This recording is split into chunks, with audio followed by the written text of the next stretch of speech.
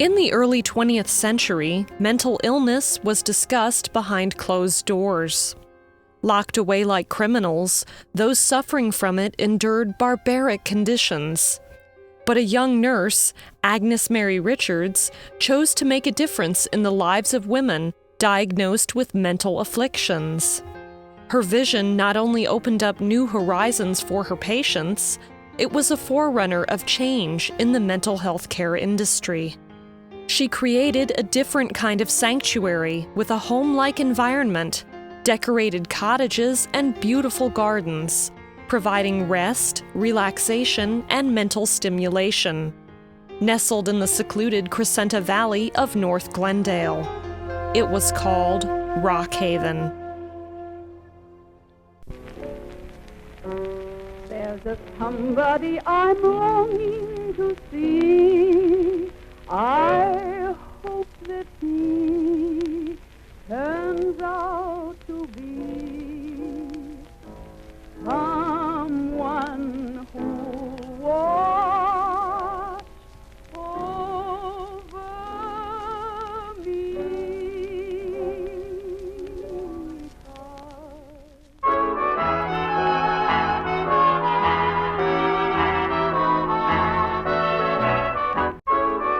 Agnes Richards was employed at Cook County Hospital in Chicago when World War I broke out.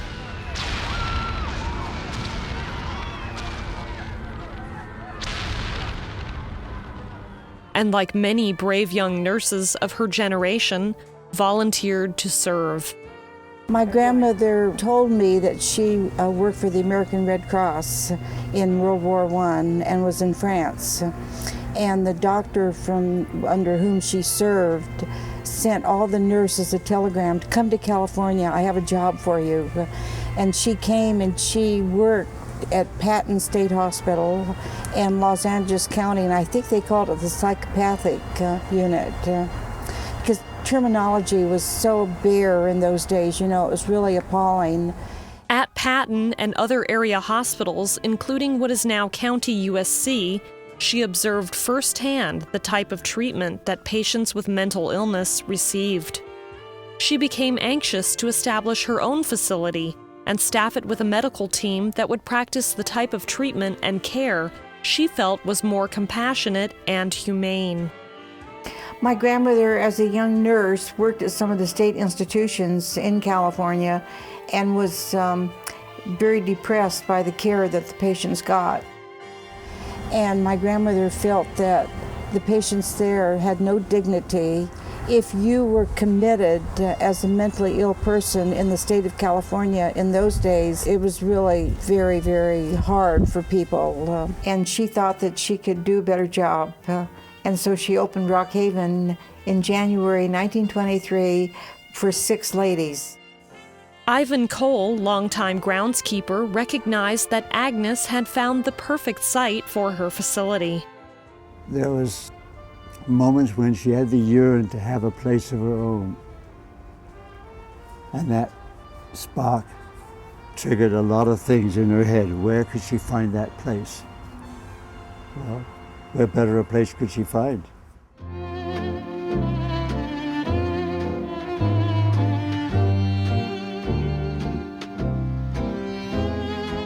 In the late 1800s, the Crescenta Valley enjoyed an enviable reputation for its fresh, dry air and mountain views. Dr. Benjamin Briggs had already established what would become one of several sanitariums that treated lung diseases and other illnesses. Its founding father, Benjamin Briggs, based this valley's industry on sanitariums like this one. And in the 10s and 20s, there were 20-some of these sanitariums scattered around the valley. This was the place for sanitariums, and this is the last surviving one.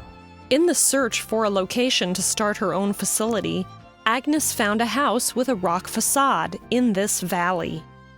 In 1923, she rented the Rock House on Honolulu Boulevard in Montrose, California.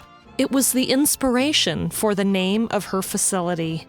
The first building that she rented to start her business was the Rock House. And I think the Haven is sort of obvious. It's a refuge for people that need rest and care. The Rock House was there when she rented it in 1923. And she told me that she rented that house for $125 a month.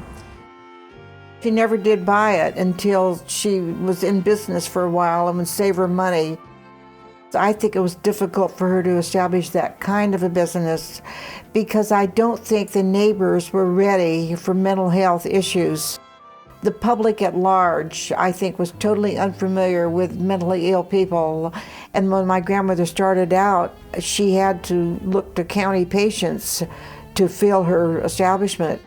Rockhaven's reputation for being a quality women's hospital attracted many new patients, and with these new patients, Agnes needed to expand her facility. The Rock House was not adequate to meet the demand. Over the years, she bought other properties adjacent to where she rented the house and built other buildings. And the Rockhaven as it is today was completed in 1940. Rockhaven actually, as it was 12 lots. The Rockhaven grounds eventually encompassed almost 3.5 acres. Most of the buildings still exist today, including the Rose and Coulter cottages. The Rose Cottage was a neighbor house that she bought and turned around, and the Coulter Cottage, those were not buildings that she built. The newest building is the Oaks, and that was completed in 1940. My grandmother named the buildings with trees and plants because that was her love. She loved gardening, and she was very partial to these names. Each building has its names. The names tend to be horticulturally oriented, so the residents were just in building A. They lived in the Pines, or they lived in the Coulter, or they lived in the Rose Cottage. Each building has its own unique identity and its own character that was by name and also by design, clearly from Agnes. She said that when she'd get a new patient, she'd just run out and get a bed. Her business really grew because looking at the old licenses, she told me she started out with 6 patients, and in 1924, I think she was licensed for 25. So it really grew fast, and the most patients we ever had was 104. We were licensed by the Department of Mental Hygiene, and we definitely took people with mental diagnosis. And then as the years went on, the regulations were more stringent on care for mental patients. We were at the right place at the right time, and we just naturally emerged into taking care of dementia. And then we referred to them as residents because they were residents. They weren't patients. They weren't sick. They were just not able to function in a normal environment, and they could have a very normal life within the concepts of their illness. Today, Rockhaven is the last remnant of what was once a large, thriving medical community. It is essential in the telling of the history of the Crescenta Valley. Rockhaven had the unique distinction of being a facility run by women, including Agnes Richards, and serving women patients in a time of history when women were marginalized. Rockhaven is significant. In fact, this is probably one of the top half-dozen most significant sites in the city of Glendale from the standpoint of history. And what is remarkable is that it's all still here. When I first walked on to the site, I have to say honestly, it was a little bit more than just a project, just because my own personal interest in local history in Glendale. And obviously the landscaping, with my landscape background, how could you not be really taken by a beautiful site like this? In the teens and 20s, this valley was originally populated by people in search of the freshest air they could find in the country. At that time, nearly 24 sanitariums were in the foothills, and Rockhaven is the last remaining link to this valley's past. Rockhaven survived the 1934 flood, which devastated the valley, and the changes to the valley in the 1940s, which transformed into suburbia instead of resort homes, orchards, and health sanitariums, a trend that continued into the 1970s with the building of the 210 freeway.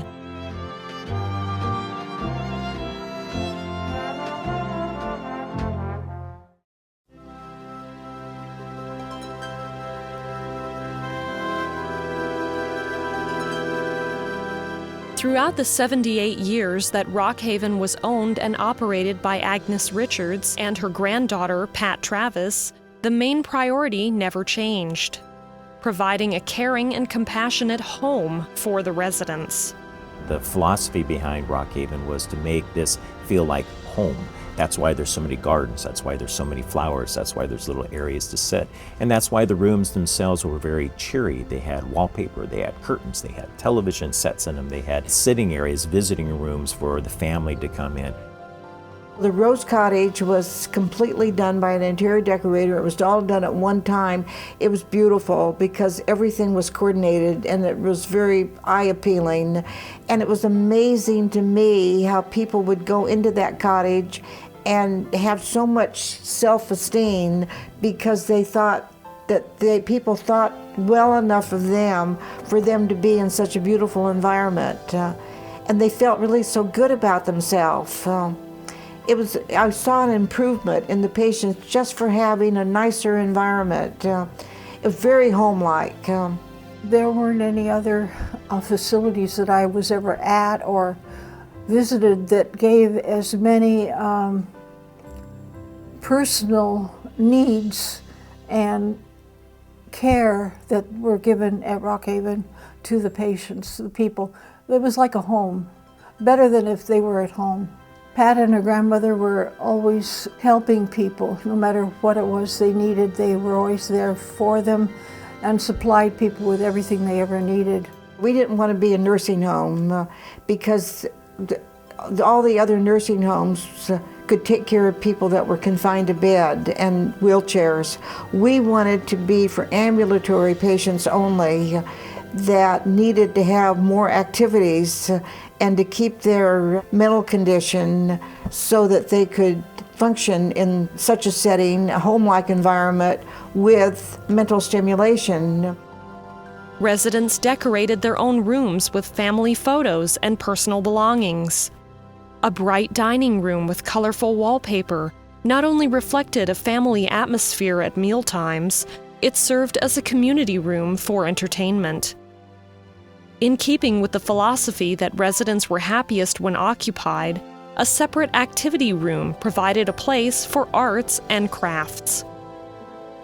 Pat provided all sorts of craft work for the patients, and they worked on all the different things like painting and embroidery and knitting, crocheting, everything in the way of crafts. When Lois Demos, she was a registered occupational therapist, had enough residents that were able to do quality work, and we didn't know what to do with everything they made. So we decided that we were going to have a bazaar and make money and then put the money back in the activity room.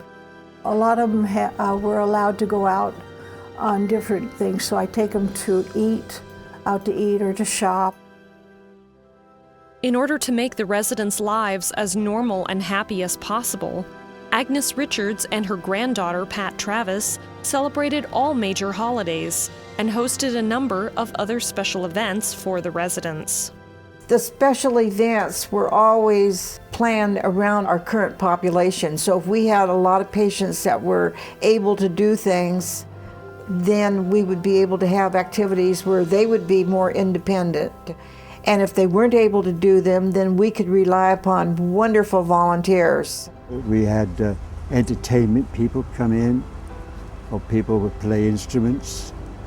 There were many occasions which would be quite nice for the staff and, of course, the resident.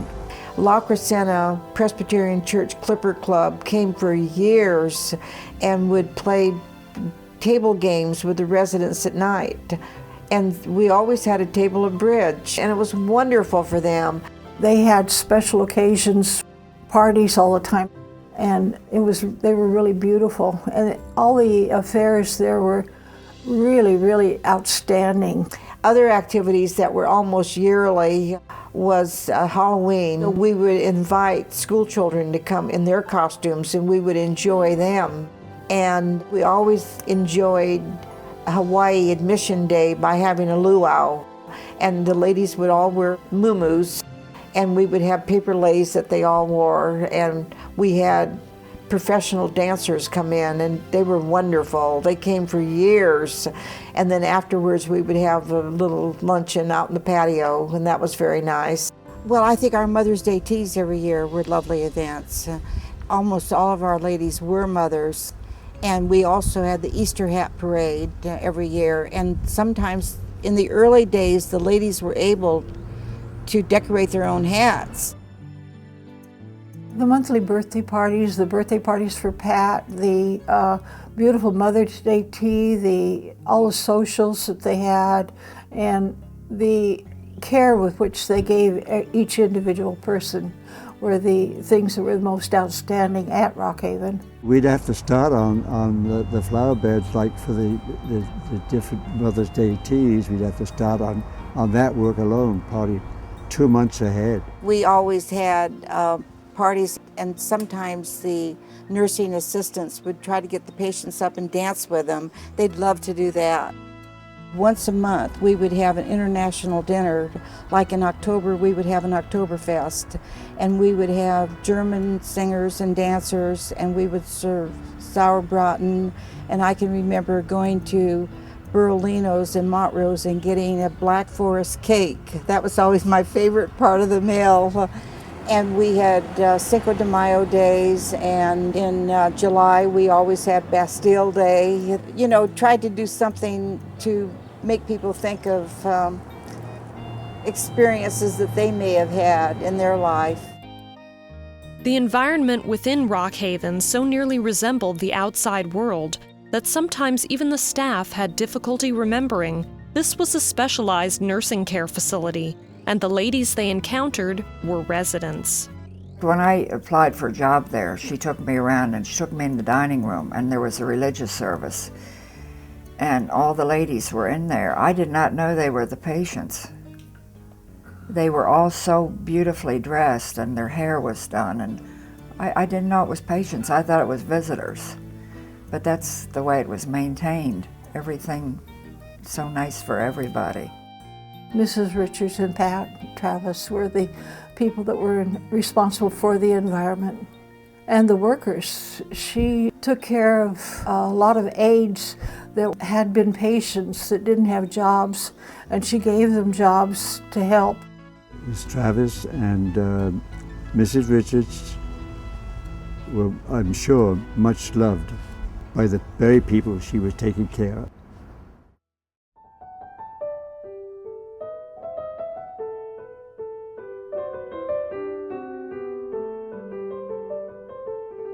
The nursing staff at Rockhaven was carefully selected, not only for their professional skills, but for their compassion and understanding of what Rockhaven represented. I was day charge nurse, which involves giving medication, doing treatments, and supervising the nurses' aides. I was in charge of about 60 residents.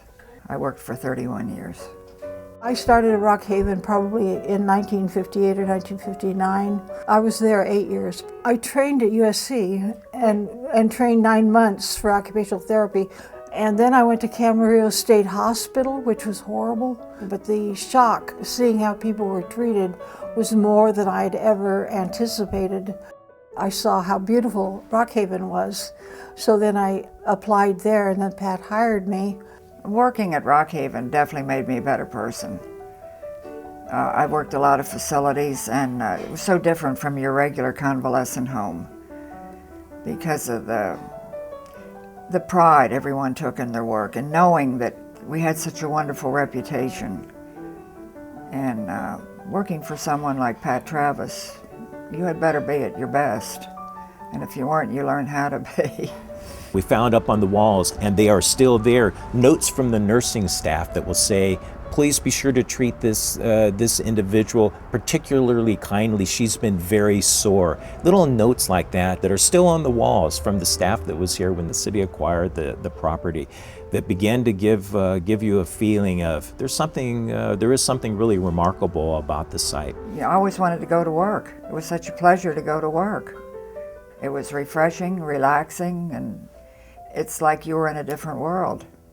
Rockhaven's level of care was dramatically different than the neighboring sanitariums, due to Agnes Richards' philosophy of care. In 1982, a film entitled Frances depicted the tragic life of rising Hollywood star Frances Farmer at a nearby sanitarium. Despite the dramatic difference between these facilities, some mental health industry standard treatments were used in the early days of Rockhaven.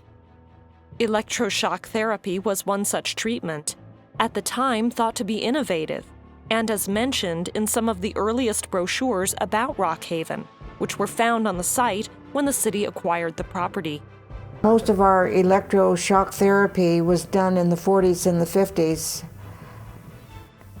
before I became administrator, but I assisted with some of them, so I think that as it phased out, I probably assisted with some. The laws then changed because there was a lot of opposition to electroshock therapy, and the requirements to give a person became much more strict than they were earlier. Treatments were given in patients' rooms in the Oaks and the Annex buildings. Another area where Rockhaven's policies changed over time involved the conversion of the dorms building into a hospital. Part of our admission policy, we did not take non-ambulatory patients, but when some of our own patients lost their ability to be ambulatory, we were so fond of them that we didn't want to have them move. You know, in Rockhaven, you need to take advantage of the grounds and everything and remain active. So that was a problem when they become less ambulatory. So we created a infirmary type building and care where they could have bedside nursing care, they could be hand-fed, they could be put up in a wheelchair every day and taken out in the gardens, just so that they could have the kind of care that they needed.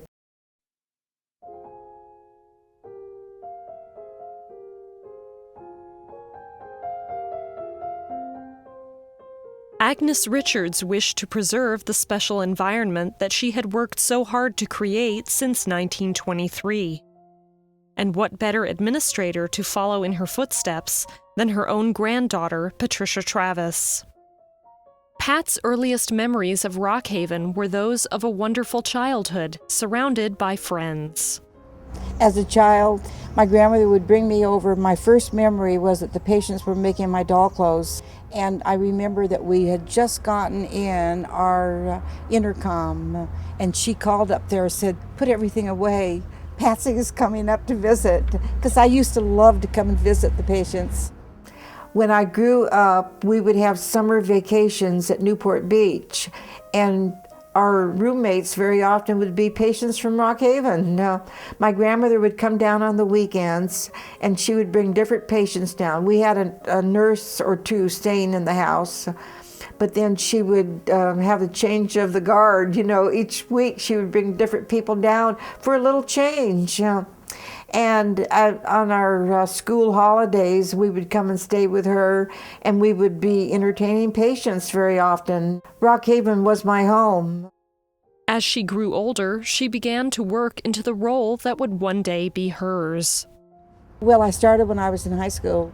My duties were to drive people and do banking for my grandmother, and then I would answer the telephone and maybe do letters, because I was always good at secretarial work.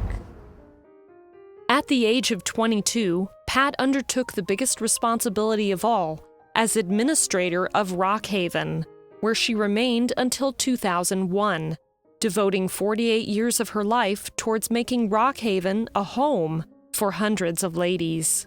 I went to work full-time in 1954, although I had spent summer vacations, and other times at Rockhaven, sometimes working and sometimes as a volunteer. In 1956, my grandmother decided to go to Northern Europe and Russia and left me in charge. It was just so gradual because my grandmother did not pass away until 1967, and she was 86 years old when she died. She may have spent less time coming to Rockhaven, but I mean, she never retired. I always considered her the head honcho at Rockhaven, always. And she did consider herself that too. But as her health diminished, I would take on more and more responsibility. Patricia Travis was responsible for everything there. She was involved 7 days a week, and when she left, it was like letting the air out of a balloon. No one could ever live up to what she did.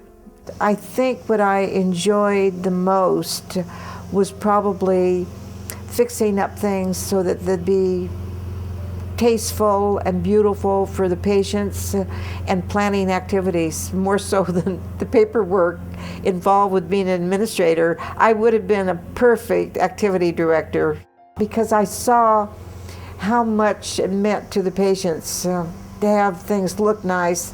You know, a lot of times when your memory is confused, it's the immediacy, what you see right now, that will make you feel happy or sad. And it was the pleasure that it gave so many people to see nice things around them. Well, Miss Travis was ahead of her time. Everything was for the benefit of the residents, to make them, to bring out their best ability, to keep them active. They were set up according to their mental and physical abilities. I met her the first time at Rockhaven, and at that time we became friends, and she took me different places, and she had a lot of interests, and a really nice person, so it was fun. Pat's friendship was such that it enabled me to meet a lot of situations that I wouldn't have been able to meet otherwise, with her guidance and knowledge and her grandmother's guidance and knowledge. She was friendly to every person. And when she'd have like parties down on this area, she would say, look, you don't have to come, but please come. And that coaxed them to come down here. Very few that didn't come down. Pat went to work every day, 6 days a week, whether she was well or sick, and on Friday was her day off. So on Friday we would leave in the morning, and she would either shop for the patients or for herself. She worked all the other days from early morning till late at night, so it was an escape for her and really nice for me. And then she always made it possible for me to go to really nice places and take care of me. Pat Travis was a lovely lady, and she was very grateful for everything that was done. I've worked with very good directors of nurses and very good staff, but nothing like Rockhaven. And it was all due to Miss Travis. I mean, she was someone so special that you just don't come across that. I don't think that there would ever be a place for anybody to be taken care of as well as Rockhaven, with Pat and her grandmother taking care of them there now or in the future ever.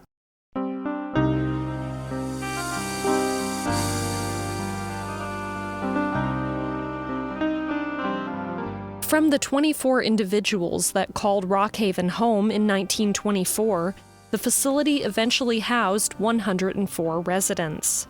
The type of patients that we took after my grandmother left, we went from taking care of people with mental problems into taking care of people with no memory. So it changed in the fact that more activities, because if you could keep the patients stimulated, they wouldn't go back in the past and be looking for their mother and father or wanting to go home as much.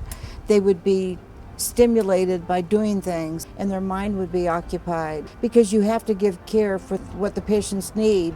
Their needs changed, and we changed to meet those needs. And if they could walk, they were brought outside whenever they could be. They had everything to enjoy in the way of beauty, and They were taken out to lunch. They did activities according to what they could do. There used to be volunteers that would come in and play bridge with the ones that could do that.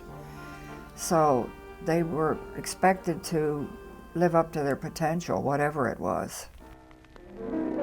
As the 20th century moved into its second half, a number of sanitariums were still operating in the Crescenta Valley.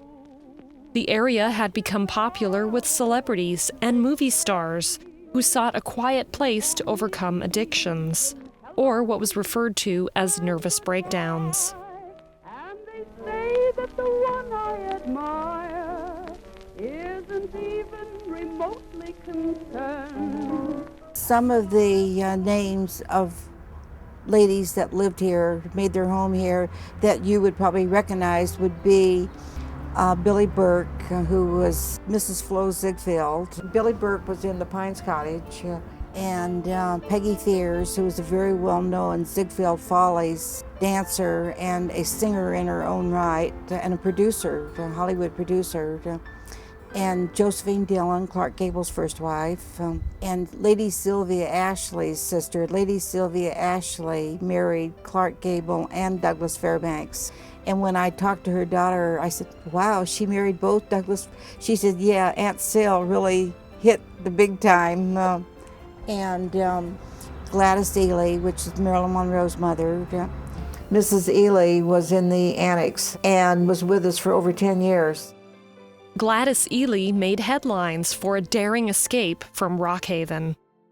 Well, she was just missing, and I think they found that she had tied sheets. It sounds almost like a movie where people would try to escape with sheets. Apparently it worked because she ended up in Lakeview Terrace at some church, and she wasn't gone too long. They, naturally called us right away.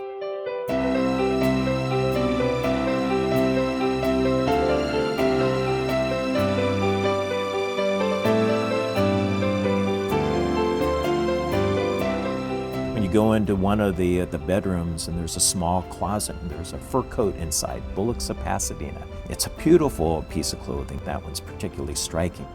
And around in this room there are photos. There are photos from the 20s and the 30s and the 40s and the 50s. And they're of a resident who lived here in the late 80s and 90s, Marion Statler Rose. The photos that were there were of her and her husband, Don Rose, a Canadian dancer, and in fact, as we found out, she was a dancer starting in the late teens and through the 40s. She grew up in the Glendale area. They spent the last 50 years of their lives in the Verdugo woodlands, and they toured all over the world as Statler and Rose, and they performed with Bob Hope and Bing Crosby, and they were in an original movie, The King of Jazz, and did remarkable dance.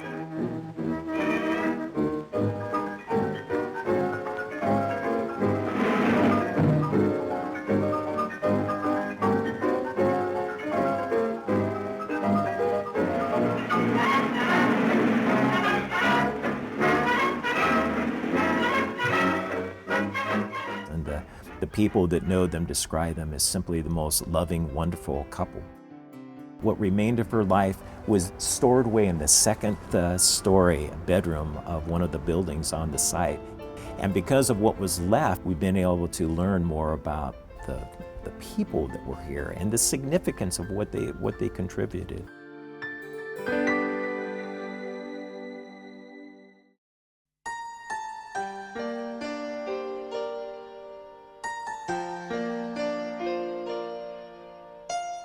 Exploring the Rockhaven grounds today, one can easily imagine how they appeared during their golden years.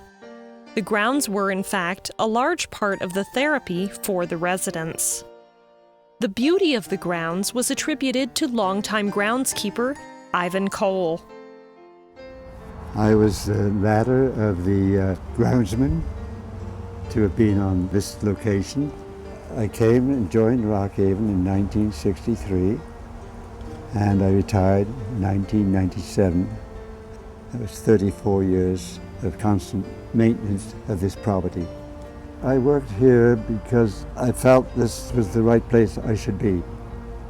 Immigrating here from Great Britain, Ivan had obtained a degree in horticulture at Pierce College and worked for the famous Burkhardt's Nursery in Pasadena. In the beginning, there was a lot of work here, but at that time, everything here was jungle land. Everything was growing on top of everything. Dead shrubs, live shrubs. I could see what the place was and its sheer beauty of the big trees and everything like that. But landscaping was practically nil. So Mrs. Richards couldn't find someone who wanted to do this kind of work. Because this is quite an immense facility in its nature is all work. And if you don't maintain and keep up with it, you're going to lose it. It's like a dwarf looking at a giant when you sense the magnitude.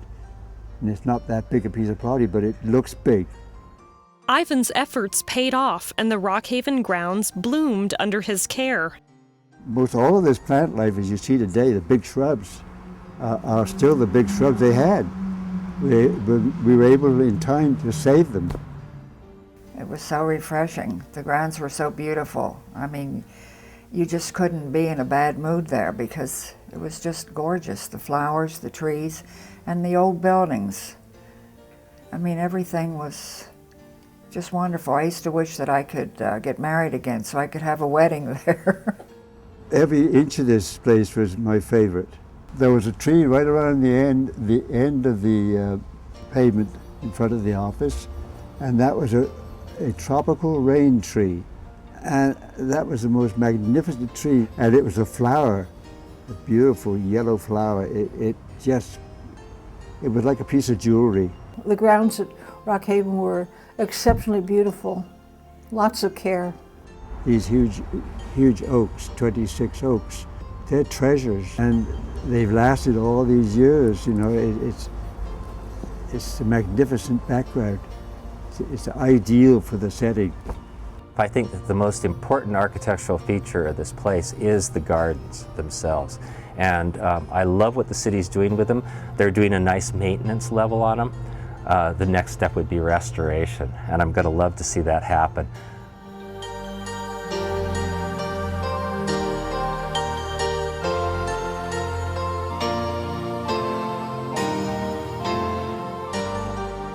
When you start wandering around the gardens of Rockhaven, one of the things that you can't help being struck by are the statues. All throughout the gardens, there's a number of statues, fountains, bird baths, unique garden furniture and furnishings that just adds a whole different kind of a quality to the site. When you look at the black and white photos from the 30s and 40s and 50s, you can see that they were trying to create a Mediterranean kind of a feel. The statues are really remarkable. They're such an unusual and beautiful feature to have on the site, and many of them were nestled back in plants, so you just caught little glimpses of the statue back through the foliage. And there's smaller little animals, squirrels and little bunnies, undoubtedly for the purpose of just creating this more to feel like a beautiful place, a beautiful home to be living in. As the different buildings were built, the walkways were developed to connect the buildings together, and then the sidewalk might take off to a little seating area, just a little place for the residents where they could go and just sit down and enjoy the absolutely beautiful air and enjoy the garden. Most of the architecture is representative of the 10s, 20s, 30s, and that's the growth period of this valley. So our original historic structures that we have around us here in the valley are of this style. Here's this beautiful archway up here, the mission style, colonial style. It's highly representative of that period of time. It's a perfect example. As soon as you see an arched entryway like that, it just screams the 20s, California. The Rock House originally housed patients, but later became an administration building. Badly damaged in the 1971 earthquake, it was declared uninhabitable and demolished by the city of Glendale. And the earthquake did hit. I was home at the time. But my greatest fear was what was happening at Rockhaven. Well, I tried calling, but there were so many lines down, there was no connection. So as quick as I could, I got myself put together, and I came in. And I was quite shocked at the way the Rockhaven building was, the older building. That was an experience that was kind of nice for an administrator because all of our off-duty personnel came in. They said, you know, things fell down in my kitchen and in my home. I closed the doors and came to work because I knew you needed me more. After a few days, I'll have to call the city of Glendale to see if someone would come out and inspect the rock house, the building, because I wouldn't want to see it occupied in its present condition. Well, we've been in that building for 50 years, and I think there was Mr. Solomon, Public Works, and he said, you have 3 days, and I didn't know what to do with everything. I had to go out and rent a trailer. We were in a trailer for a year. A replacement structure was built to house offices and a meeting room. The administration building still stands on the site today. This could have been built in a very simple utilitarian way, but Agnes Richards, the founder, that's not what she wanted to do. You look at things like wrought iron railing that's clearly custom made, remarkable details on the railings. All of this ironwork was done by the Huntington Iron Works in La Cañada. Mr. Huntington crafted these iron elements in an artistic manner. Every building is unique. Each one is its own individual architectural masterpiece.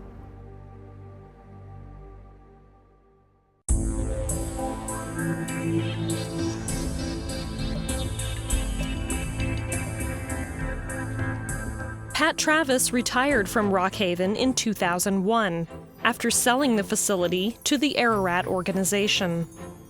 Ararat maintained it as a nursing home for several more years before announcing plans to sell in late 2006.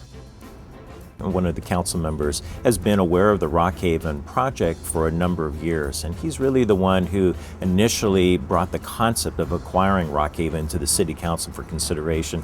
And this was because the original owners of Rockhaven had sold the facility to another healthcare provider who they actually had plans for perhaps demolishing these buildings and building a new facility on the site. And the city council clearly saw that there was a lot of potential for a different level of interpretation and use, and just the significance of preserving this very important history. Rockhaven would be a perfect place for a library and a cultural center, kind of like Brand Library or McGroarty Arts Center over in Tujunga. I couldn't stand the sign that said to be let go to a contractor. Well, what would a contractor do with a place like this? He'd tear it down. He wanted the land. He didn't want any of all this other. He'd rip it all down and build nice homes or something in there for the wealthy. And I thought, yeah, I'm not going to let him. I'm going to fight you tooth and nail. The residents here had fought the initial expansion when Ararat Homes had it. They initially wanted to level the entire place and build a modern structure here, multi-story modern structure, and people just came unglued. The amount of oak trees, the historic value here was just going to be hosed. In the spring of 2007, the Glendale City Council decided to explore the possibility of the city of Glendale purchasing this historic site. Probably started in 2007 when the city of Glendale became aware that this property was going to be on the market and developed an interest in acquiring it. Well, we helped make this become a reality by being advocates for it. We went out and educated people about it. You know, we collected photographs of it and displayed them. We went to city council meetings and talked about what a great contribution Agnes Richards had made to the role of mental health for women in the United States. She was a pioneer in that field. I owe a great debt of gratitude to Mike and Pam Lawler. They are the people who really steered me to come here. They wanted to take pictures of Rockhaven was like then, and they arranged the meetings at City Hall. We had, you know, a few meetings down there before they said that they were going to promote this. The proposed plan included purchasing Rockhaven, to build a new Montrose library on the vacant part of the site, which would allow the existing Montrose Fire Station to expand into the old library space. The last facet of the plan included using a city-owned parking lot to create a new retail anchor for Montrose Shopping Park, with the idea that it would generate the money to renovate Rockhaven through the sales tax. And every meeting we went to, I said, you know, I'm here because I don't want this property to fall into the hands of a building contractor. I want this to remain Rockhaven forever. The City Council began deliberating on whether or not to acquire Rockhaven and really was working in the negotiation process through late 2007, beginning of 2008 when the final decisions were actually made. Every city department would have a role to play in this historic site. A number of different departments, the library, the Parks and Recreation Department, the Planning Department, they all played very key roles initially in developing information and providing documentation about the site, cost estimates for rehabilitation of the site, and just options about how the City Council might consider going about the decision-making process. The community was excited about the proposition, and the pieces began to fall together. At $55 per square foot, the over 3-acre property was a bargain. The city primarily used capital improvement funds to acquire the site, and in April of 2008 closed escrow in the amount of just a little bit under $8.3 million for the acquisition of Rockhaven. And I had a role of just learning a little bit about Rockhaven and why it was important, but initially helping with the acquisition of the property and to determine what the next steps were. The Rockhaven property is about 3¼ acres. And there's 15 buildings that are currently located on the Rockhaven property, and they're pretty much all nestled onto the east half of the site. So there's quite a large open space area that's associated with Rockhaven, and then this colony of buildings.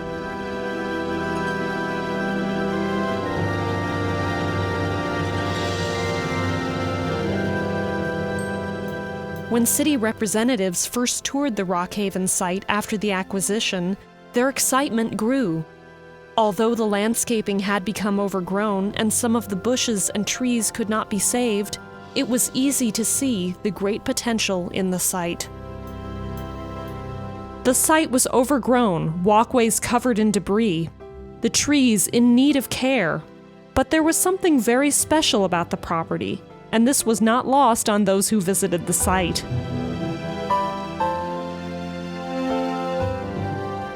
Boy, the grounds were unkempt, but I think the bigger concern was the facilities themselves, the buildings. The buildings had been open in some areas, exposed to the elements, and the elements damaging the buildings. So, we started cleaning things up, boarding some of the buildings out to protect it from the elements. So we want to protect as much of the facility as we can right now, and then go in and do the repairs and renovations at a later date.